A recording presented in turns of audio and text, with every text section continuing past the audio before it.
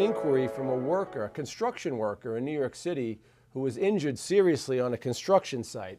Apparently he was an electrician and he sustained a job-related injury while working on a construction site.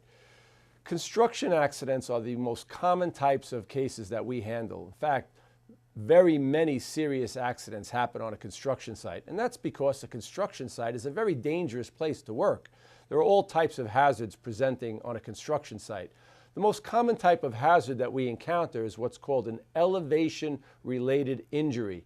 An elevation-related injury is any accident or injury that is the result of the effects of gravity working on an object, a tool, a piece of pipe, or a person that falls due to gravity from a height.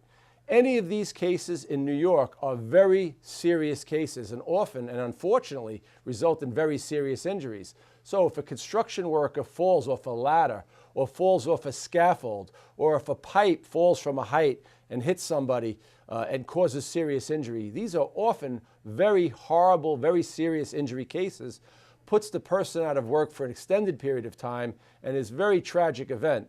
The good news, however, is that in New York, these are almost always solid cases. That's because under the labor law, there are all types of protections in place to provide compensation for someone injured in such an accident. If you or someone you know has been seriously injured on a construction site due to any type of injury, it's very important that you call a qualified personal injury lawyer that handles construction-related injuries. I will add that often the worker on such a construction site has two cases. One is a workers' compensation case, which will pay for all the medical bills and pay for all of the time out of work.